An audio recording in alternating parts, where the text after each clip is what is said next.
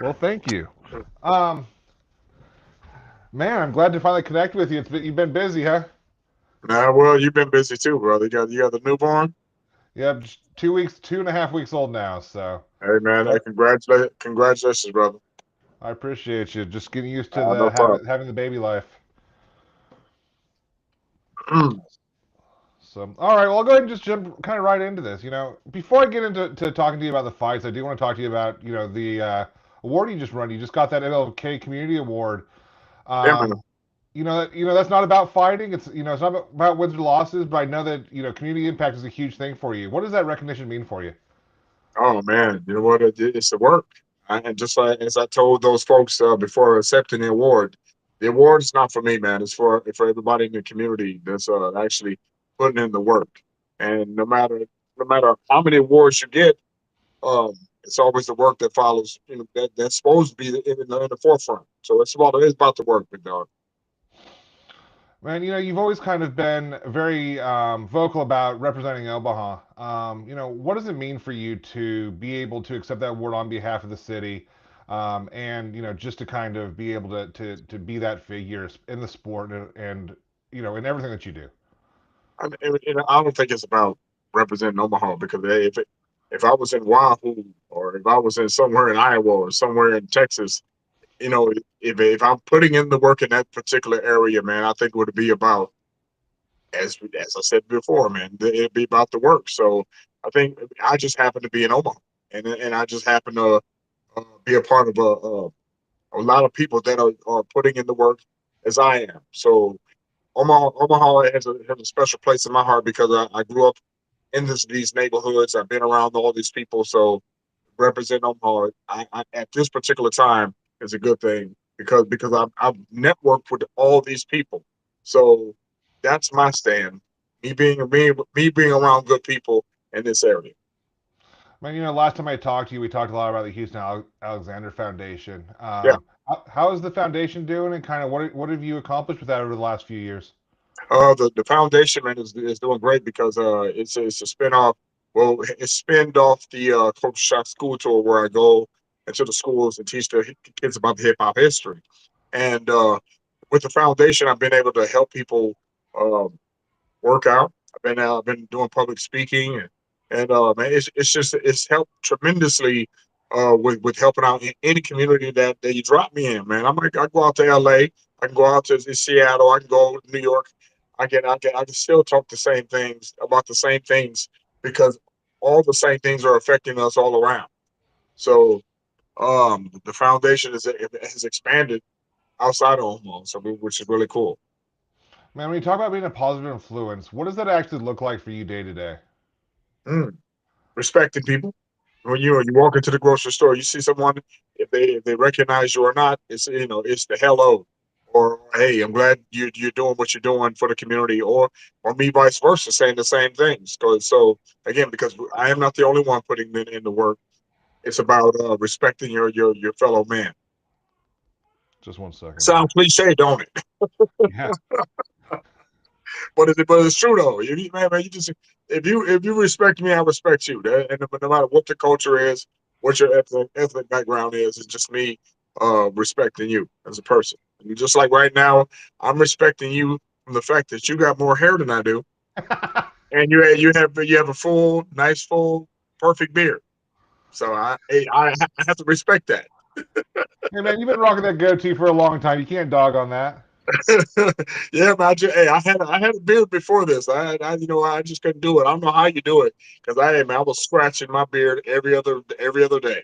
I couldn't do I mean, how do you balance kind of everything you have doing in your life, whether it be doing the hip hop, the radio, the fighting, the foundation, the speaking? How do you keep all that balanced? it. Man, I don't like being bored. I like keeping busy. It's like having a Lamborghini sitting in the driveway. You got a nice Lamborghini, and if you have it sit too long, what happens to it? What happens to your Lamborghini? The oil dries up, the gas evaporates. It starts rusting out because it hasn't been moved in years. So I like to be that Lamborghini that moves. So that's Man, all. I don't like being bored. And a lot of the times, a lot of all the things I do started off as a hobby that I end up love doing anyway. So there you go. Man, you've been really fortunate. You've got a really big platform, whether it be through your work in hip hop or through your fighting career. What does it mean for you to have that platform, and how have you kind of utilized that to the best of your ability? The other the platform is earned. And when I say platform to earn, it's not a social media platform. It's the people's platform. If you got people listening to you, brother, that's a platform on itself. Like right now, with you doing this, you want people to listen to you that respect you, right? That's it. So it's about, I think the platform is the people. Um, well, let's kind of shift over to talking about the next week's fight, man. I'm excited to see you back in the cage, back in the Dynasty Yeah. cage. It's been a while. What does it mean for you to be the main event for Dynasty? At this point in your career here in Omaha. I mean, I've always been a main event, but this is kind of cool to be this main event because Dynasty has been established has established itself as a great organization.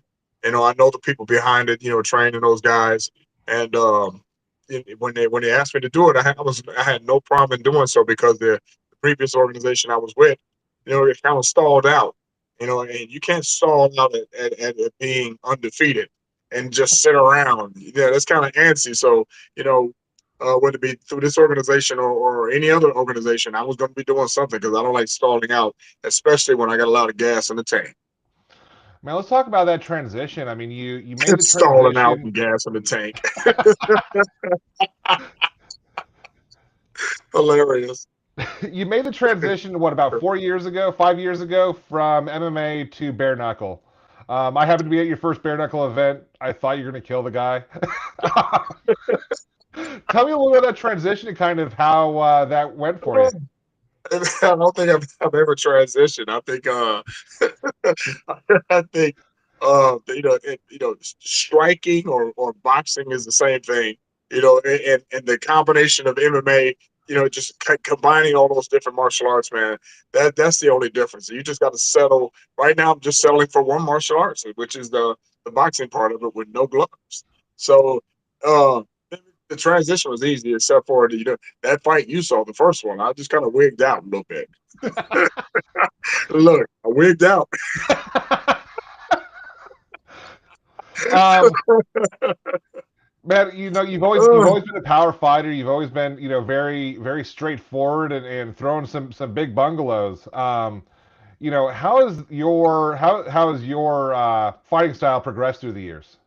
Oh man, I think in learning the different martial arts, man, everything has to happen naturally. If you don't let things happen naturally and just react, and if you have to think, that's very dangerous. So right now, I think after knowing all the different martial arts, knowing the reaction time and what you need to be doing, there is no hesitating. There is no lack of movement forward or a lack of reaction time. And I think right now, I'm automatically reacting to anything that anybody puts in front of me. And that's the most important thing. Transition and reaction is what I'm doing better. Man, obviously, you started in this game really young. You've been in this game for a long time. How has your preparation started to change later on in your career? As you get older, you gotta be really cognizant of the fact that obviously you're older, but I've been fortunate, because I was told by when my first coach, McDowell, that I have not had a lot of damage. So I've taken care of my body, um, and I think that's helped me as I got older. And now I'm in a position right now where I'm taking it's still a hobby that I love doing, and being able to do so because I've taken care of my body, took the steps to do to be able to still compete at a high level, and that's it. It's just that simple. Take care of yourself, and I've taken care of myself over the years. Me and a couple of other guys with Dynasty were talking the other day, and I kind of told them that I thought you were the most famous MMA fighter in the Omaha area. And they had some Oh, oh, arguments, but really? Oh, you I, really, you really I think do so? firmly believe that. In, 5 years from now, how do you want to be remembered by the Omaha community? And then we'll follow that up with by the MMA community. Man, yeah, I think how would I want to be remembered? I would want to be remembered as a guy who tried to help. And that's this sounds cliche, man, but the guy that helped better the community. Just even when I go to the schools and when I meet people, when we have interactions like what we're doing right now, I just want to be known as that guy. Oh man, that guy was a good guy. He helped. He tried helping me out at this point. One point, there's nobody in this community that I did not try to help out at least once. Anybody that's interacted with me, I've tried to help them out, whether through music, through dancing, through art, or through the MMA realm. Man, there's nothing I've not tried to do for people, man. And even now, we was going back and forth, back and forth. And congratulations on your what son or daughter? Son. Yeah, congratulations on your son. And we was tennis racking back and forth. But guess what? We finally hooked up. So, hey, man, you always try to help people out, man, and try to help others get ahead, man. I want people to be successful. I appreciate that. Now, it's So, not. so the I second do. part of I that do. I question don't is, like your hair though. I don't like your hair and beard. Let me say that officially on you on the page. Let me say that you just upset me because you still have gray hair. Look at that, yo. You flexing on your hair right now, homie? You just turn to the side like, yeah, I get a got little my creep. hair. Oh, So it's thin a little bit. No, it's not thinning at all. no, not at all. No, my hair is. I've never. My dad's got really thick, curly, salt and pepper hair. My hair's not going nowhere. Oh, man, see that? You just going to just rub it all in my face, huh? Rub it all in my face. Let's talk about your legacy in MMA. I mean, what do you want your legacy to be to the MMA world? The legacy will be, I never gave up. That's from I've always started what I finished and finished what I started. So, um, I will be. I want to be known. Again, I don't have all of these world championships like everyone else, but just understand this that I never started anything I couldn't finish, and I've always entertained people in some type of way. That's great to hear. So for the people in Omaha who supported you all these years, what do you have to say to them ahead of this fight? Oh man, yeah, I appreciate that. And whether they hated on me or loved me or thought I was okay or cool. I just appreciate that. I appreciate even being mentioned with people. I appreciate even being mentioned with the Ryan Jensens, with the Ryan Roberts, Jason Brills, the Anthony Smiths, the Ellenberger brothers. The all those guys that's come out of this area that's put um, MMA on the back on their back or any other sport, which are where you got Terrence Crawford. You got all these people that's come out of here that's fought or competed at a high level. I want to be known as one of those guys that actually helped out the area and helped the next man up. Man, I know you've got a pretty good relationship with Terrence. I mean, what did it mean for you to see him go out there and beat Canelo and then decide to make the retirement? You know what? I honestly think I'm gonna say this too. Terrence, you ain't retired. If they dangled a hundred million in my face, I'm coming out of retirement. I'm like, hold on for a second. I want that. Yeah, that's a nice retirement plan to have $100 million, in your face for just one more fight. But we would love for that to happen. But man, Terrence has that Midwest attitude, that going after you attitude, going to get it, and having that chip on your shoulder. And I think that's why they like Terrence so much because he fights with a chip on his shoulder, like he has something to prove. Like all us Midwesterners have, we have that chip on our shoulder, like we're something to prove. Like when I went out for my first UFC fight, they didn't care about us being from Nebraska. We had something to prove. So that man, he fought like he had something to prove, and that's what people loved about him. I mean, what does it mean for you to see somebody like him representing his hometown, representing Omaha the way he did, not leaving, always being here, and always wearing the name loud and proud? I'm sure I'm not the only one to start it. You know, when I came out with the Nebraska hat, I didn't, the Nebraska hat was me representing the state, and but specifically people from Omaha that I grew up with. So to see him carry on that tradition of supporting his neighborhood first, because he's putting the Omaha around his on his shirt and around his shorts. That says a lot, and then hopefully I have some type of influence on that for him supporting these people. Because I always told him, and I said this to his face, you got to come back home, right? You gotta come back home. So man, you can't go out there putting Las Vegas on your shirt, or you can't put California on your shirt. No, you have to come back home. And if you had anything other than Omaha on your shirt, belt, or hat, you was in trouble. Am I Well, right? oh, absolutely. Yeah, man. Absolutely. You can't represent somewhere you're not from, can you? I can't go represent Florida. Oh, yeah, you're right. And you know what? Shouts out to you. I see those comic books in the background. Which are which one is your favorite? Which one is your favorite?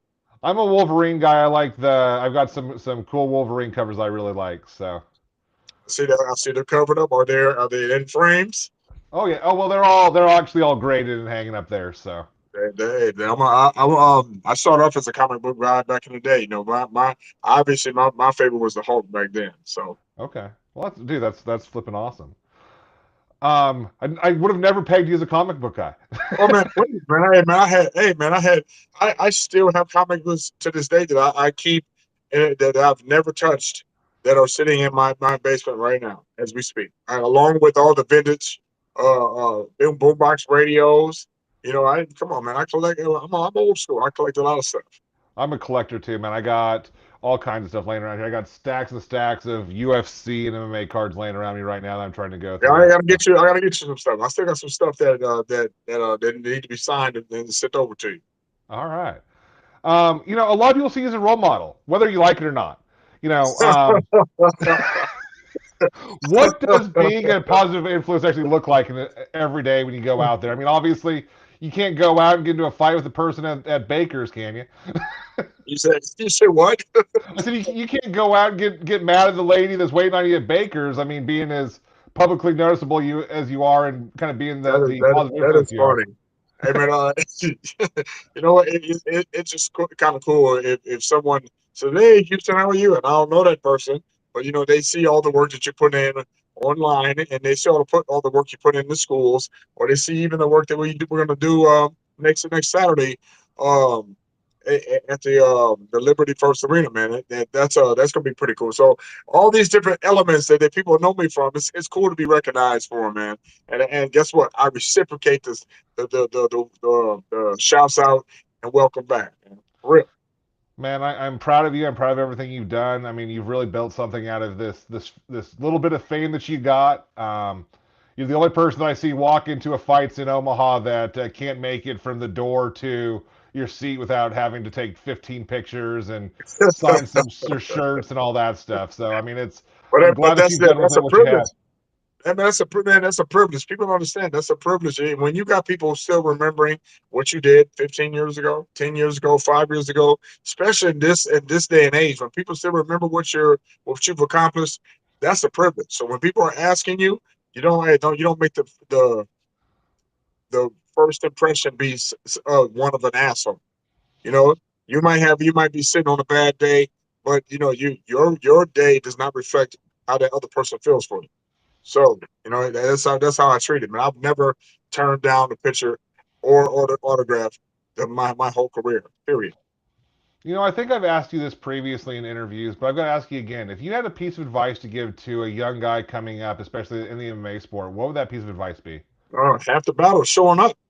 You know what? Hey, if you show up at a tournament, you show up at a fight, you show up at the gym, you do the extras where you're showing up all the time, you're going to get noticed. You know what I'm saying? Anthony Smith, I told him, hey man, one of these days you're going to be on that stage too.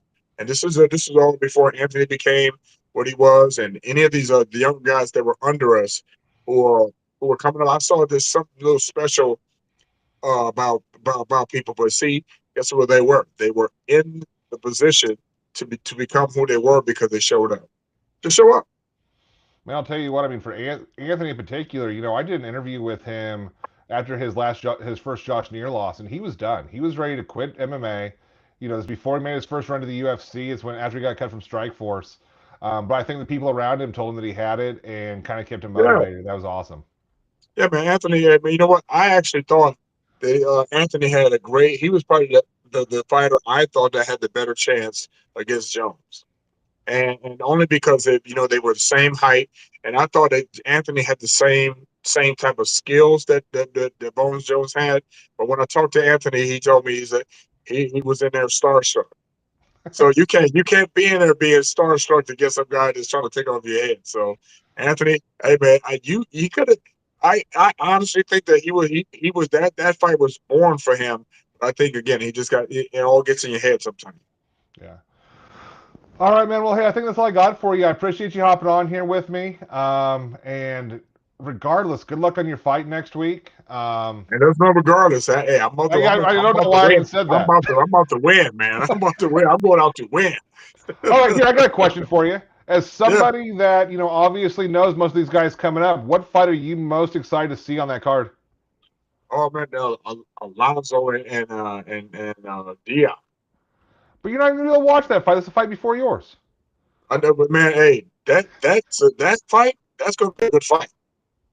See, I sparred because I haven't sparred with Lonzo, but I've sparred with Dion. And Dion's a monster.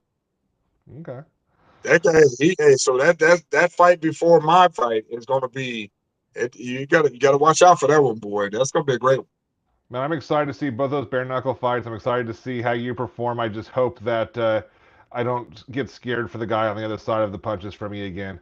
These are big fists. I got big fists. They look like gloves. And this finger is messed up, so it looked like I'm pointing at you, but it's actually curling the other way because it's broken. So I appreciate that. I appreciate you keeping after me to get the interview. Man, No, I you had appreciate to it. And you had to get the baby down, but we got it done. We got it done.